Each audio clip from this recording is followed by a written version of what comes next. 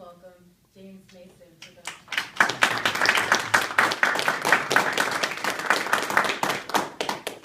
Good morning, Toastmasters and guests.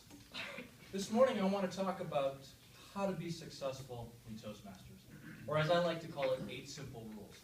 Now these by no means are all inclusive. There are many other things we need to do to improve our communication styles and ability. At the end of the tables here, I have some cards to hand out. If you could please pass them down.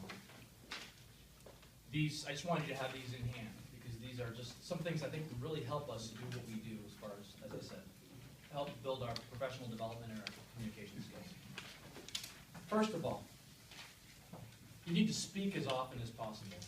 We have the opportunity here to be evaluators, to be speakers, to do table topics, and other rules where we have to speak amongst this group. I spoke a couple weeks ago about the book by Malcolm Gladwell called Outliers, and in that he talked about to be a master at something that requires 10,000 hours. So think about that when you want to master public speaking, when you want to master communications. It's about time. It's about time. The second thing is you need to find a mentor. And this is really important because to get better at something, you need to be evaluated. We do evaluations for speeches, but it's a very short time segment and very limited as far as the type of feedback you can get. You need somebody that can really get down and dirty with you and help you achieve the things that you want to achieve. It's said that practice makes perfect. Actually, practice doesn't make perfect.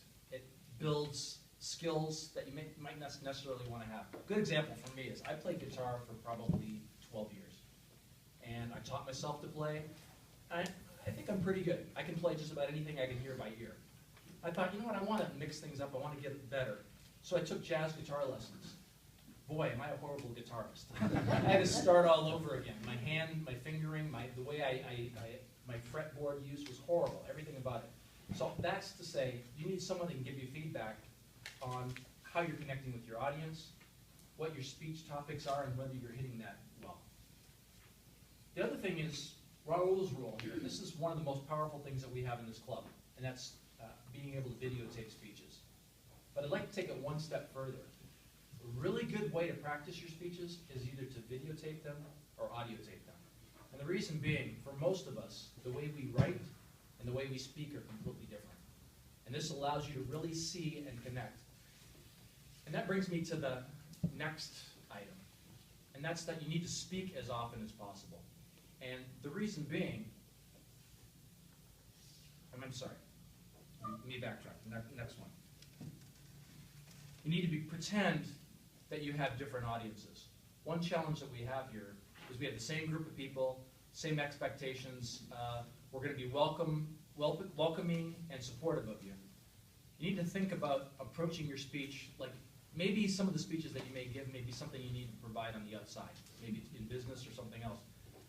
You can work with us as a group and say, okay, I'm going to give a speech, and some people have done this. I'm going to give a speech about sales, and I need you to give me feedback, and was I successful at doing that? And work with your mentor, work with your evaluator to be able to do that. Because you need to be able to modify your speech based on different audiences. The next thing, you need to speak.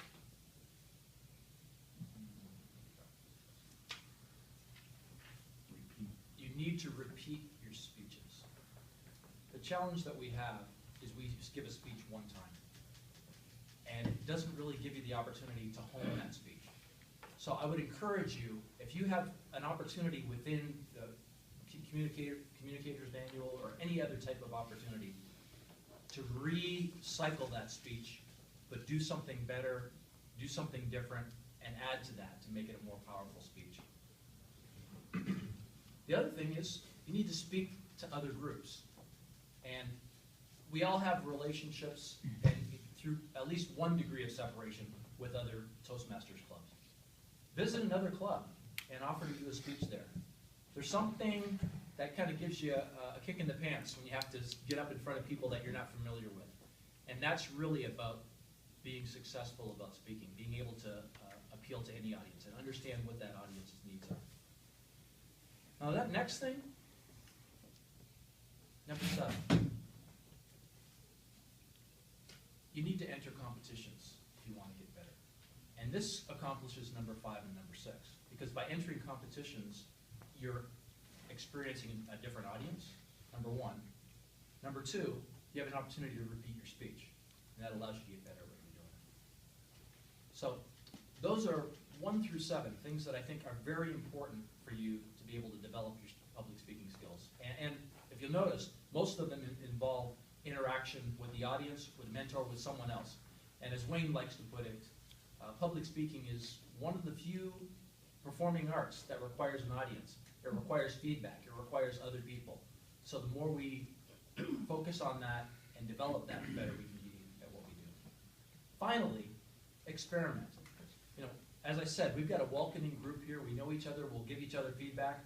This is the time to launch out there and do things that are risky, that maybe you'll fall flat on your face. But it's not about the falling. It's about the getting back up and learning from what you did.